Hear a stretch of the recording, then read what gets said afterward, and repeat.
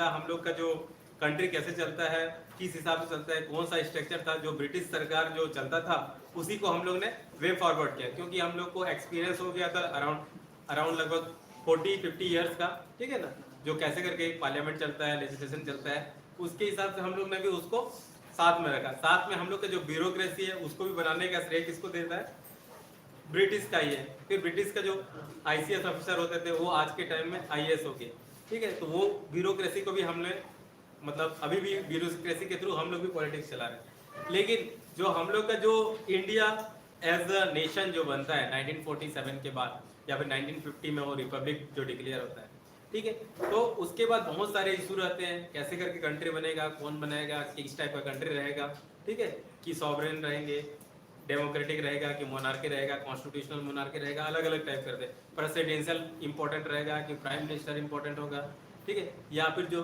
Stages रहेंगे, central government रहेगा only, कि ओनली सेंट्रल गवर्नमेंट रहेगा, और स्टेट में ओनली गवर्नर रहेंगे, कि सेंट्रल गवर्नमेंट भी रहेगा, स्टेट गवर्नमेंट भी रहेगा।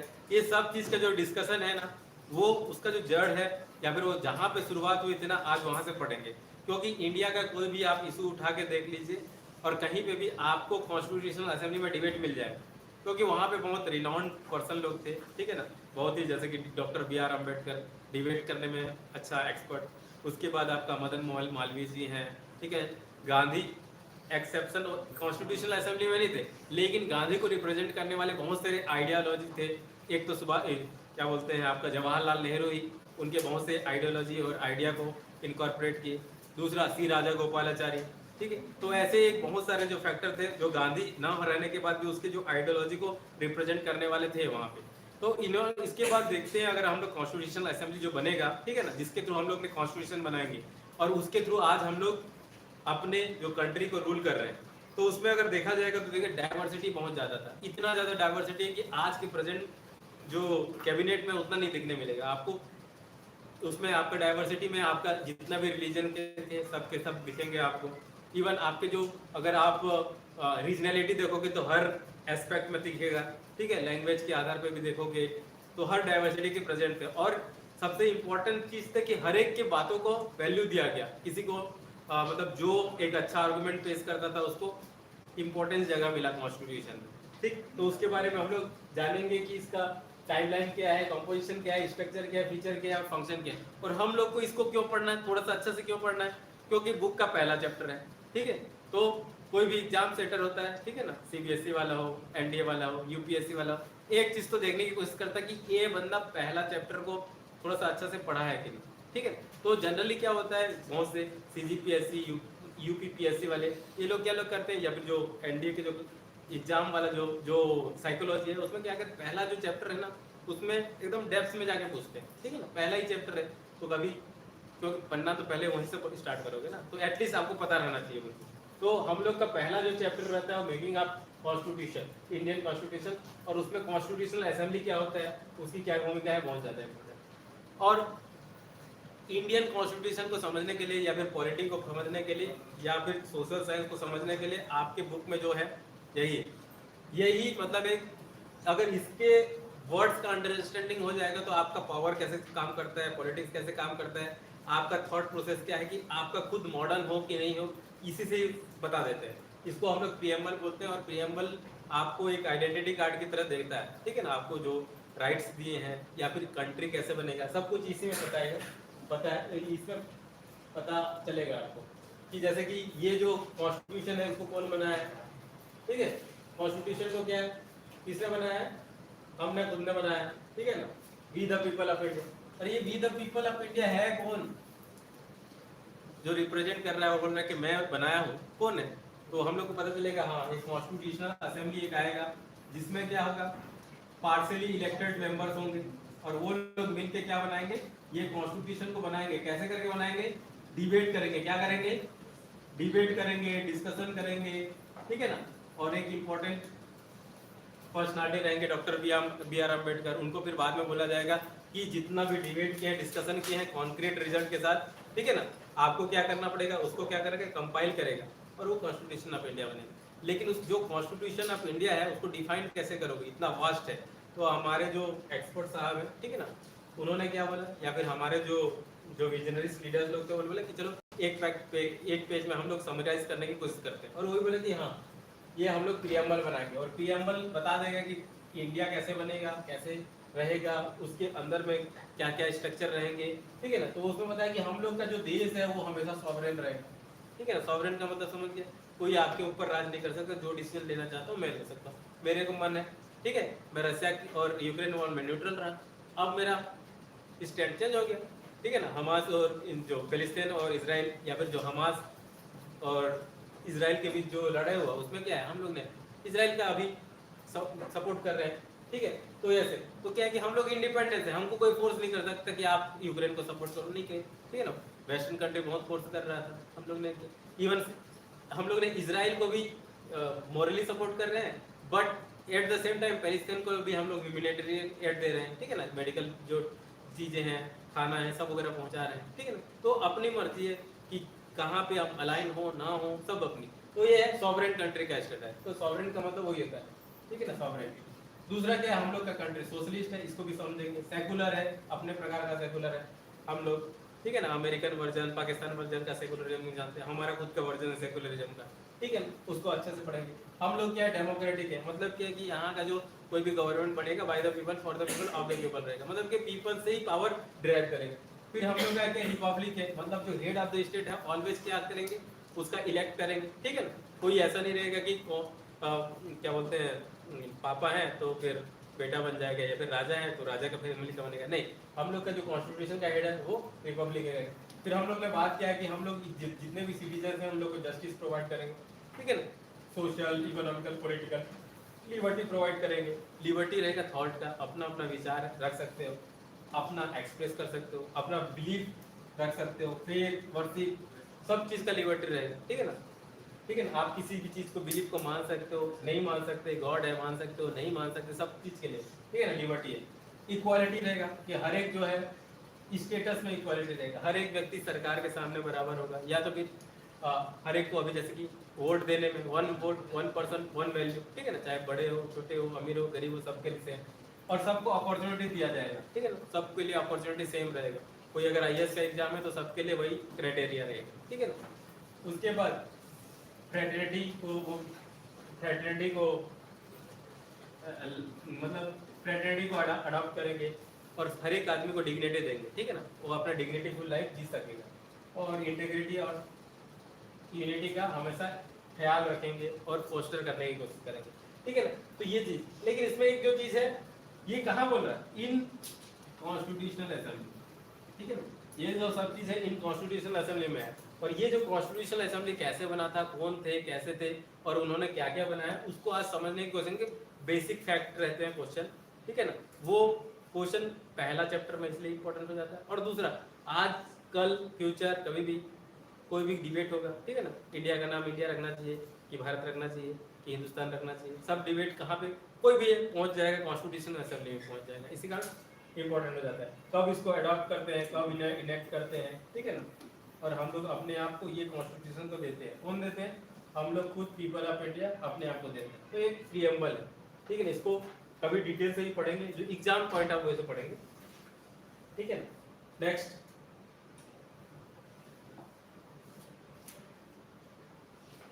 ठीक, तो कॉन्स्टिट्यूशन असेंबली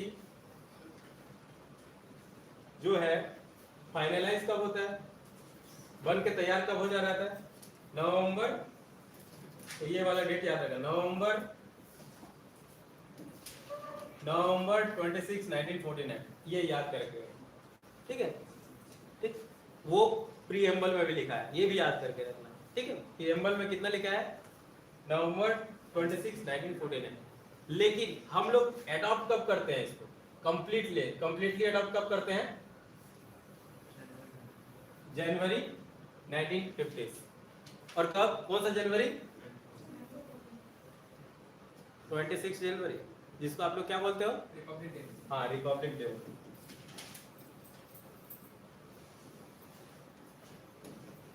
ठीक है, अब याद हो गया। यहाँ पे कंफ्यूजन होता है, वो एग्जाम में भी आएगा, तो नवंबर 26 1949 भी रहता है, ठीक है, 26 जनवरी 1950 भी रहता है। और एक ये 26 जनवरी को ही क्यों, हम लोग रिपब्लिक मनाते हैं अपने कंट्री का। 26 जनवरी को ही क्यों? कोई सिग्निफिकेंट है? कोई याद आ रहा है? इंडियन 26 नवंबर को ही रेडी हो रहे हैं। नहीं नहीं, 26 नवंबर को रेडी हो गया था तो बना देना चाहिए था उसी दिन पूरी कंप्लीट। हम लोग ने 26 जनवरी का वेट क्यों किया? 1950s का नवंबर, दिसंबर, जनवरी, मतलब 2-3 महीना का वेट क्यों किया?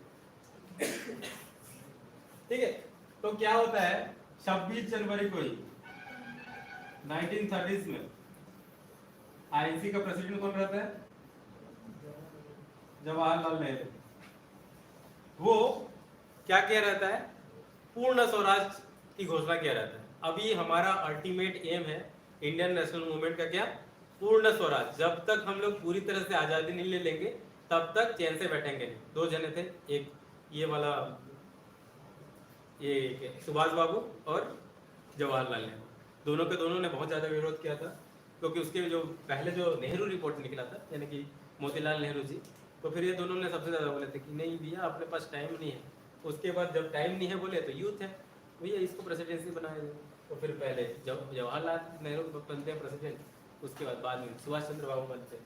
ठीक है, तो 26 जनवरी को उन्होंने डिक्लेयर किया रहता है कि मैं बनाऊंगा क्या? पूर्ण स्वराज बनाऊंगा।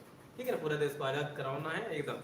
तो उसको अपने जो ग्रीट है उसको सेलिब्रेट करने के लिए या फिर वो इंपॉर्टेंट ओकेजन को हमेशा के लिए याद करने के लिए 26 जनवरी को हम लोग पूरा कॉन्स्टिट्यूशन को एक क्या होता है कॉन्स्टिट्यूशन में अपने कॉन्स्टिट्यूशन को फुल्ली अडॉप्ट करते हैं। और उस टाइम से पहले, ठीक है ना, जितना भी लॉ रहता है, ठीक है ना, जो ब्रिटिश सरकार का रहता है उसके पास हमको इसके बाद रहता है कि पूरा पावर कंप्लीटली इंडियन के हाथ में आ जाती है। ठीक,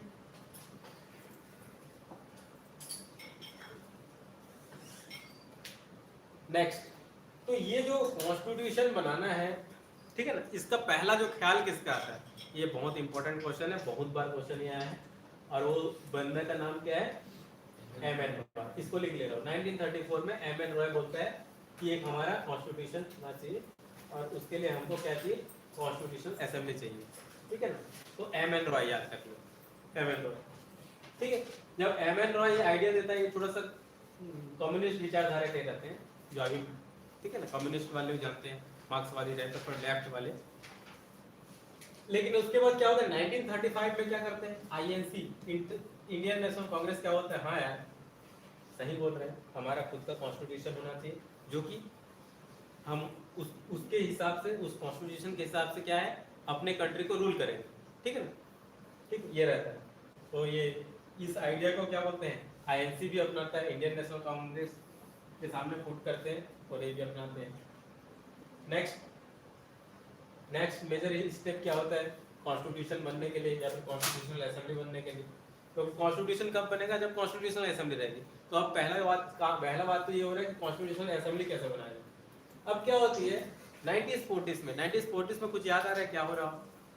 1940 के आसपास में, हाँ, वर्ल्ड वॉर सेकेंड स्टार्ट हो गया है। जब वर्ल्ड वॉर सेकेंड स्टार्ट हो गया है तो अब क्या चाहिए? ब्रिटिश बोल रहे हैं कि आप हमारे सेना के साथ लड़ो, इंडियंस लोग को बोल रहा है। और इंडियंस को भी वॉर में तो बिना पूछे हम लोग को बुला ही लिया था। ठीक है, उससे पहले सॉरी 1938 में जब जवाहरलाल नेहरू पुट करता है कांग्रेस को कॉन्स्टिट्यूशनल असेंबली, तो हम लोग बनाएंगे। लेकिन एक चीज और एड ऑन करते हैं 1938 में कि वो जो कॉन्स्टिट्यूशनल असेंबली बनाएंगे वो लोग हम लोग बनाएंगे, ब्रिटिश लोग नहीं बनाएंगे, हम लोग ही बनाएंगे। दूसरा, और जो बनाने के लिए जो कॉन्स्टिट्यूशनल असेंबली रहेगा उसके लिए जो लोग रहेंगे उसका क्या होगा? इलेक्शन के थ्रू होगा। यूएएफ, यूनिवर्सल एडल्ट फ्रेंचाइजी से इलेक्शन करेंगे, उसके बाद जो आएगा उन लोग सब मिलेंगे और बैठ के कॉन्स्टिट्यूशन असेंबली लाएंगे। ये जवाहरलाल नेहरू, ठीक है ना, 1938 में। 1940s में चीजें चेंज हो जाती है। 1939 में क्या होता है? वर्ल्ड वॉर 2 स्टार्ट हो जाता है। जब वर्ल्ड वॉर 2 स्टार्ट हो जाता है तो ब्रिटिश भी चाहते हैं भैया तुम अपना डिमांड बताओ, बस हमारे साथ आ जाओ, अब वॉर में हमारा साथ दो, जब वॉर जीत जाएंगे तो आपका हर डिमांड को फुलफिल करेंगे। ठीक है ना, फॉल्स प्रॉमिस। तो फिर वो अगस्त ऑफर लेके आते हैं। ठीक है ना, ब्रिटिश क्या करता है? अगस्त ऑफर की में एक्सेप्ट कर लेता है कॉन्स्टिट्यूशन असेंबली बनेगा। लेकिन कब बनेगा कुछ नहीं बता रहा है ना। ठीक है ना, आज नहीं तो कल आपका कॉन्स्टिट्यूशन असेंबली बनेगा आपका कॉन्स्टिट्यूशन बनेगा, और आज नहीं तो कल हम लोग पावर आपको देखेंगे। ठीक है, नेक्स्ट जो इम्पोर्टेंट चीज होता है, ठीक, तो ये इम्पोर्टेंट क्वेश्चन है। अगस्त ऑफर कब आता है? हिस्ट्री का इम्पोर्टेंट क्वेश्चन है। अगस्त ऑफर कब आता है? 1940 में। 1939 में वर्ल्ड वॉर स्टार्ट होता है। ठीक है, ये बेसिक बेसिक चीजें याद रखो तो क्वेश्चन को डील करने में आसानी होगी। अब देखो उधर वर्ल्ड वॉर स्टार्ट हो गया है, अब हम लोग भी स्टार्ट हो गए। इतना अच्छा अपॉर्चुनिटी है, सुभाष चंद्र बोस जी बोल रहे हैं कितना अच्छा अपॉर्चुनिटी है, ब्रिटिश लोग वर्ल्ड वॉर सेकेंड में व्यस्त है, हम लोग के लिए बेस्ट टाइम है क्या है, मूवमेंट करके आज़ाद कर लेगा। तो हम लोग क्विक इंडिया मूवमेंट स्टार्ट कर देते हैं, क्विट इंडिया मूवमेंट। और क्विट इंडिया मूवमेंट में जो गांधी का एक फेमस है क्या है, डू और डाई। अब हो गया भैया, ये स्टेटमेंट देते हैं और उससे पहले ही उसको पकड़ लिया जाता है। बाकी ये लीडरलेस मूवमेंट रहता है, हर लीडर लोग को पहले से ब्रिटिश प्रिपेयर रहता है, इस बार मूवमेंट करेंगे तो क्या है, हर एक जो लीडर है उसको पकड़ लेंगे। तो क्विट इंडिया मूवमेंट स्टार्ट होता है, उतना टाइम एक क्रिप्स मिशन आता है और बोलता है कि हाँ वर्ल्ड वॉर जैसे होगा। तो अगस्त ऑफर में तो बताया नहीं रहता है टाइमिंग कब, लेकिन इसमें बोलता है कि हाँ जैसे ही कैबिनेट के क्रिप्स मिशन में बोलता है जैसे ही हम लोग का वर्ल्ड वॉर खत्म होगा हम लोग हाँ रेडी हो जाएंगे कॉन्स्टिट्यूशनल असेंबली बनाने के लिए। ठीक है, कॉन्स्टिट्यूशनल असेंबली कितना इंपॉर्टेंट है पता है? कॉन्स्टिट्यूशनल असेंबली बन रहा है मतलब क्या लग रहा है कि आज नहीं तो कल क्या है, इन लोगों को छोड़ना पड़ेगा। हम लोग अपने कॉन्स्टिट्यूशनल असेंबली में हम लोग अपना कॉन्स्टिट्यूशन बनाएंगे, यानी कि अपने देश को कैसे चलाना है हम लोग बनाएंगे। ठीक, उसके बाद 1946 आता है। 1945 में क्या होता है, वर्ल्ड वॉर एंड हो जाता है। 1939 से स्टार्ट होता है, 1945 में एंड हो जाता है। वैसे ही एंड होता है, किसी को पता है? हिरोशिमा नागासाकी में डाल देता है बम। कौन? अमेरिका। और उसके बाद जापान सरेंडर कर देता है। ठीक है ना, जर्मनी तो हार जाया रहता है। ठीक है ना, वो हिटलर अपने आप को, ठीक है ना। उसके बाद आपका इटली भी सरेंडर, बाद लास्ट जापान बचे रहता है। जापान में क्या बम गिरा के खत्म कर देता है। तो उसके बाद क्या होता है, कैबिनेट मिशन एक आता है। ठीक है, कैबिनेट मिशन आता है और बोलता है कि हाँ कॉन्स्टिट्यूशनल असेंबली बनेगा, और कॉन्स्टिट्यूशनल असेंबली इस कैबिनेट मिशन के थ्रू बनता है। और कैबिनेट मिशन आता है मतलब क्या है, ब्रिटिश पार्लियामेंट से आ रहे हैं ना, कैबिनेट के कुछ मेंबर हैं, ठीक है ना, ब्रिटिश पार्लियामेंट जैसे, तो ऐसे हाँ एक बनेगा। तो उसके बाद क्या है, उस मिशन के बाद बनता है हम लोग का कॉन्स्टिट्यूशनल असेंबली।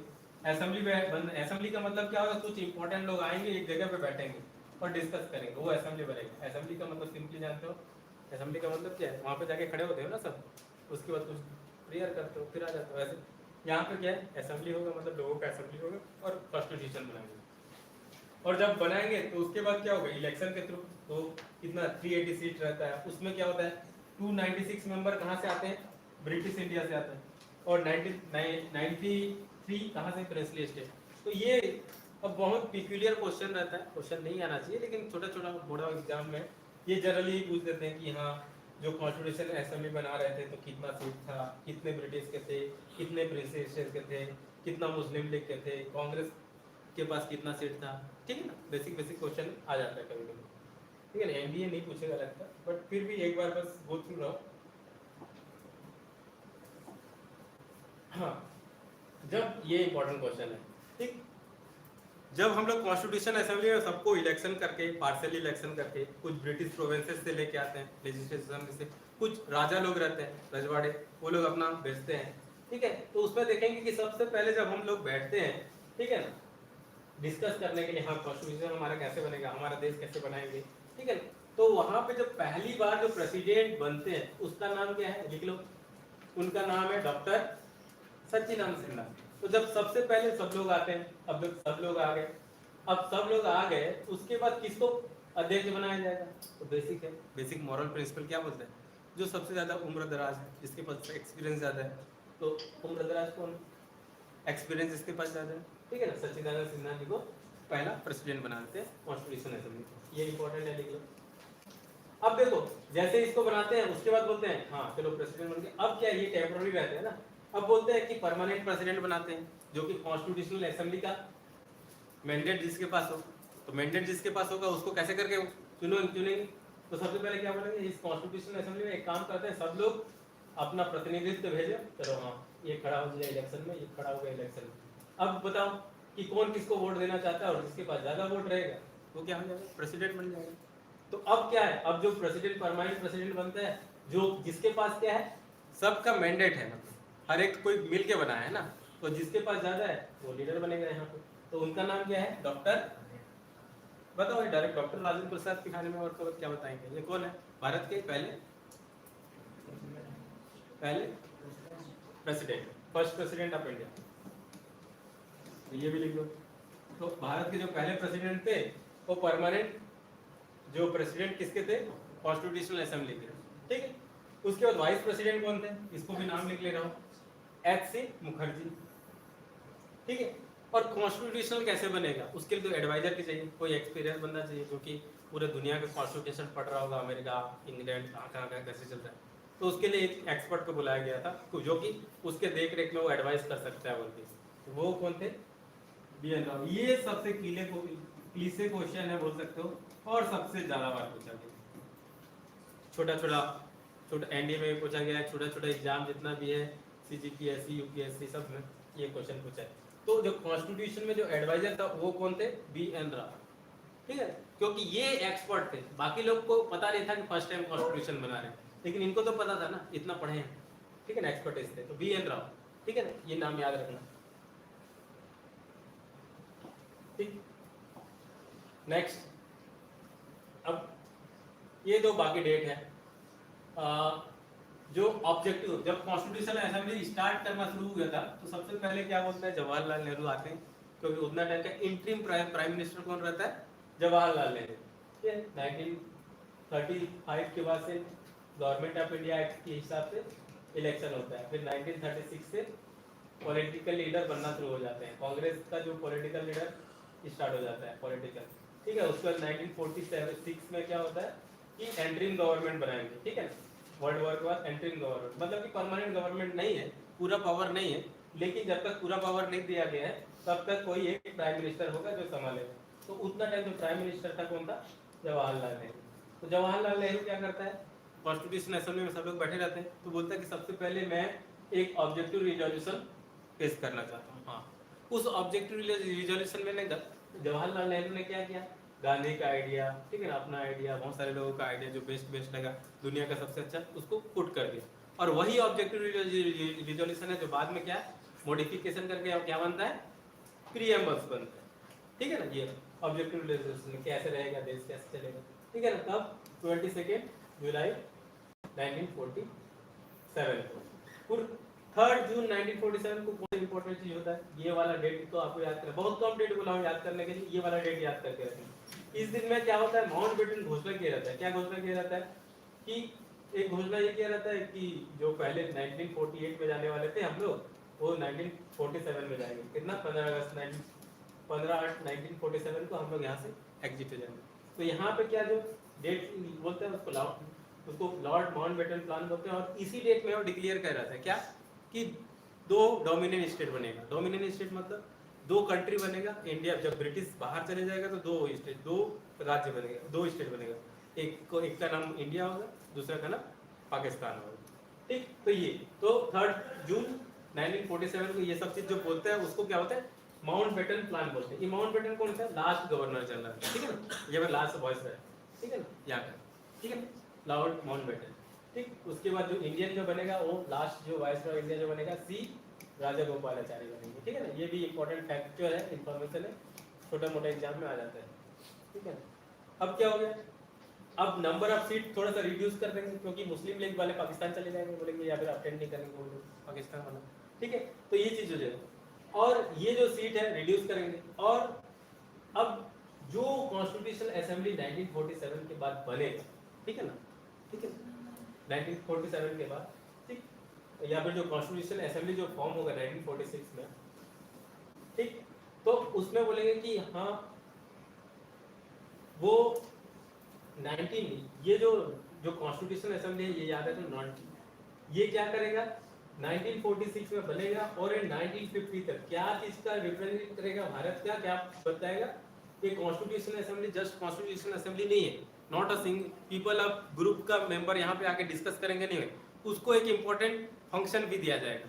वो जब तक भारत में जब तक नियम कानून नहीं बन जाता, कैसे करके हम लोग राज करेंगे, तब तक ये पार्लियामेंट की तरह काम भी करेंगे। क्या? पार्लियामेंट की तरह। और पार्लियामेंट क्या होता है? किसी भी कंट्री का डेमोक्रेटिक कंट्री है तो क्या होता है? सबसे सुप्रीम लॉ बनाने का बॉडी होता है। तो कॉन्स्टिट्यूशनल, तो एक तो उसको कॉन्स्टिट्यूशन बनाने का पावर तो दिया गया है, साथ में क्या है लॉ बनाने का भी पावर मिलता है, ठीक है।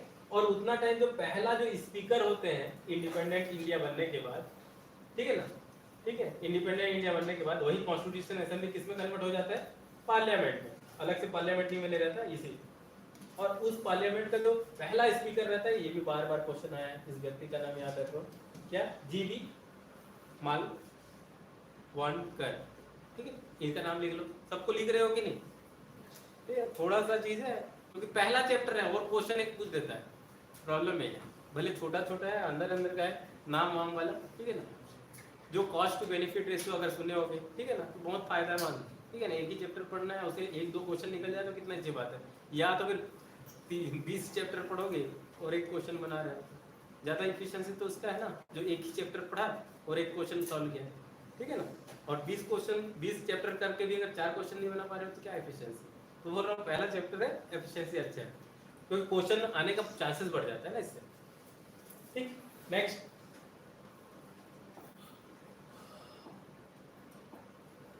और ये 26 नवंबर 1949, इस डेट को तो याद रखना, ये पास होता है हम लोग का।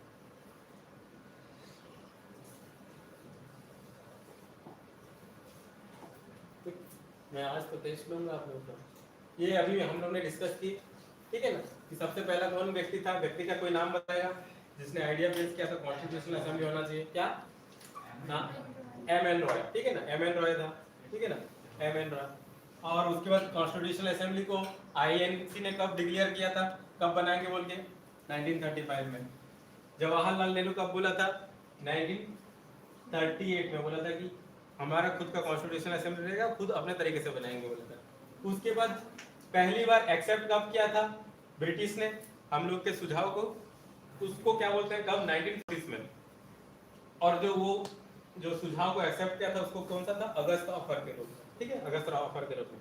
उसके बाद क्या होता है, मेन क्या होता है, अगस्त ऑफर में वो लोग क्या नहीं बताया जाते कब बनाएंगे, ठीक है ना, कब बनाएंगे बोले, कब कब वाला आता है, जब क्रिप्स मिशन आता है। क्रिप्स मिशन मतलब सर स्टैनफोर्ड क्रिप्स जो आते हैं 1942 में, वो बोल प्रपोज करते हैं कि भैया क्या यहाँ पे जैसी जैसी वर्ल्ड वार खत्म होगा कॉन्स्टिट्यूशन असेंबली आप लोग बना लेंगे। और लास्ट में क्या है, ठीक है ना, कैबिनेट मिशन आता है और जिसके बाद हम लोग कॉन्स्टिट्यूशन असेंबली बनाते हैं, ठीक है ना। ये प्रोसेस याद रखना है, ठीक है ना।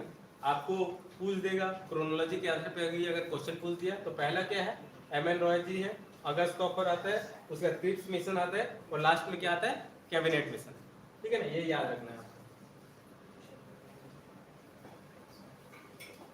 नेक्स्ट, ठीक, एक कब कब कौन कौन सा मीटिंग हेल्ड हुआ, ठीक है, ये चीजें। अब देखो कोई भी प्रॉब्लम होता है तो कैसे करके निपटता है सरकार, भारत सरकार, ठीक है। आज भी कुछ प्रॉब्लम हो गया तो कैसे नहीं करके निपटता है, कहीं पे बहुत ज्यादा वायलेंस हो गया, मणिपुर वाला हो गया, यहाँ पे करप्शन वाला हो गया, कैसे करके निपटता है सरकार, चलाने वाले कैसे करके चलाते हैं। किसान वाला आंदोलन हुआ था, बहुत ज्यादा प्रॉब्लम था, कैसे करके निपटते हैं, कैसे करके निपटते हैं, किसी को पता है।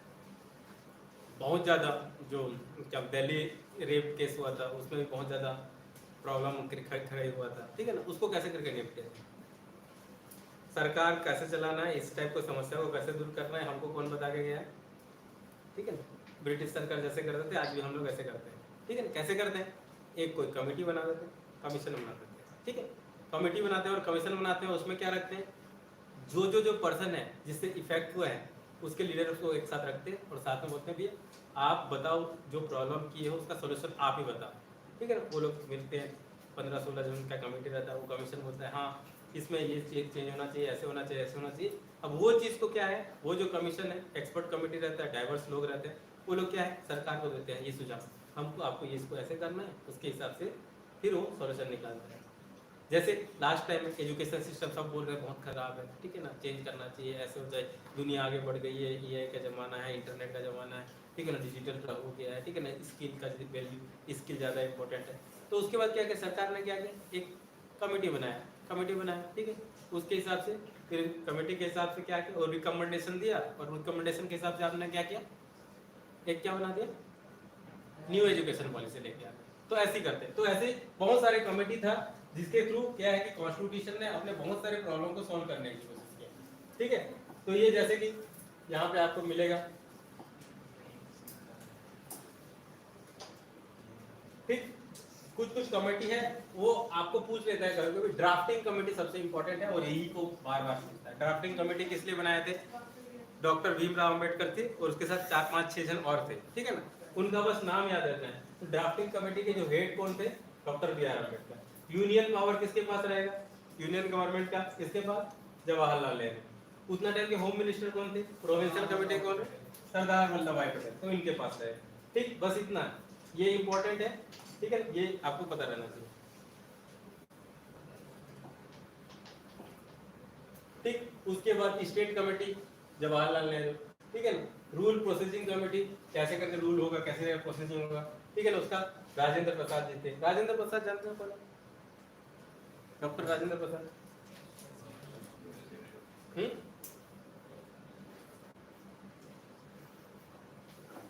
प्रेसिडेंट जी है, अभी तो बताया था। हिंदी कमेटी का कौन थे? ये चीज याद रखना, हिंदी नेशनल लैंग्वेज होना चाहिए या नहीं रहना चाहिए? बताओ, हिंदी नेशनल लैंग्वेज है, ऑफिशियल लैंग्वेज है, यस सर। ठीक है, और इंडिया के कोई नेशनल लैंग्वेज नहीं है, ऑफिशियल लैंग्वेज है हिंदी, ठीक है ना। तो उसके लिए किसको वो किया था? अल्लादी कृष्ण स्वामी अय्यर। ये क्यों, ये इंपॉर्टेंट क्यों हो जाता है? हम लोग उतना टाइम के जो हेड कर रहे हैं तो उसको क्यों पढ़ रहे हैं? क्योंकि बार बार ये लैंग्वेज का इशू होता है। जैसे हम लोग बोलते हैं हिंदी को बढ़ावा देंगे, साउथ वाले क्या बोलते हैं? ये जबरदस्ती हमारे ऊपर हिंदी थोप रहे हो, ठीक है ना। तो उतना टाइम किया है, तो कोई भी न्यूज़पेपर वगैरह पढ़ोगे तो पक्का इनका नाम आ जाता है कि एलादी कृष्ण स्वामी अय्यर जो कमेटी के हेड थे उन्होंने ये कहा था, ठीक है। अब फिर वो यूपीएससी वाले उठा लेते हैं कि हाँ पेपर में तो इसका नाम लिया था, ठीक है ना, तो हाँ क्वेश्चन पूछ देते हैं, क्वेश्चन पूछ देते हैं यहाँ पे, ठीक है ना। तो ये इनका नाम याद रखना, अलादी कृष्ण स्वामी अय्यर, ठीक। ये ड्राफ्टिंग कमेटी में, ड्राफ्टिंग कमेटी में कौन रहते हैं? ड्राफ्टिंग कमेटी में जो हेड तो रहते हैं बी आर अम्बेडकर जी, ठीक है। हेड कौन रहते हैं? B R Ambedkar ji. फिर भी ठीक है ना, के एम मुंशी अगर आ गया, ठीक है ना, इसको याद नहीं करना है, लिखना नहीं है, बस सुन लो। के एम मुंशी आ गया तो आपको पता है हाँ ये ड्राफ्टिंग कमेटी का मेंबर थे, कॉन्स्टिट्यूशन बनाने में इनका हाथ। सैयद मोहम्मद सदुल्ला ये भी है, माधव राव जी है, गोपाल स्वामी अय्यर है, कृष्णा स्वामी अय्यर है, कृष्णमाचारी है, मतलब सब विष्णु जी क्या होता है? कृष्ण जी क्या? कृष्ण जी, गोपाल भी कृष्ण है, माधव भी कृष्ण है, ये मोहम्मद जी है, ठीक है, ये हम मुंशी है, ठीक है। तो बस ऐसी कुछ नाम आ जाएगा ना तो समझ जाना कि क्या है, ये ड्राफ्टिंग कमेटी के मेंबर्स थे, ठीक। कितना मिनट? नेक्स्ट, ऑब्जेक्टिव रिजोल्यूशन, ये कुछ नहीं, ये ऑब्जेक्टिव रिजोल्यूशन बाद में जो प्रीएम्बल बनता है, ठीक है। उसके बाद देखो 1947 में, अब 1947 में क्या है? इंडिया आजाद हो जाता है। उसके बाद क्या होता है? इंडिया जब आजाद हो जाता है, हाँ इंडिया जब आजाद हो जाता है उसके बाद क्या है? पावर शिफ्ट होता है, किसके पास? पावर शिफ्ट हो जाता है, ठीक है, इंडिया के पास आ जाता है पावर। पावर शिफ्ट हो जाता है इंडिया के पास। अब क्या क्या चेंज होगा? जब इंडिया के पास पावर शिफ्ट हो जाता है तो इंडिया वाले जो एंट्री प्राइम मिनिस्टर थे वो क्या बोलते हैं? एंट्री प्राइम मिनिस्टर बोलते हैं कि जो पावर है यहाँ पे आ गया, तो कॉन्स्टिट्यूशनल असेंबली जो है अभी तक, तो कॉन्स्टिट्यूशनल असेंबली को ही पार्लियामेंट का पावर दे दिया जाता है, ठीक है, पार्लियामेंट का पावर दे देते हैं कॉन्स्टिट्यूशन असेंबली को, तो कॉन्स्टिट्यूशन को पार्लियामेंट का पावर दे देते हैं, ठीक है। और कॉन्स्टिट्यूशन बनाने का, तो कॉन्स्टिट्यूशन बनाते हैं वही, कॉन्स्टिट्यूशन का पावर दे देते हैं, तो फिर नियम कानून भी उसी के थ्रू बनते हैं। तो वही कॉन्स्टिट्यूशन असेंबली बोलता है कि ये हमारा राष्ट्रध्वज होगा, हाँ तिरंगा होगा, ठीक है। राष्ट्रगान क्या होगा? वंदे मातरम होगा। राष्ट्रगीत, सॉरी राष्ट्रगीत, राष्ट्रगान क्या होगा? ठीक है, जनगण मन। ये सब चीज कौन है? कॉन्स्टिट्यूशन असेंबली के थ्रू ही हम पास करते हैं, ठीक है। और बाद में क्या होता है?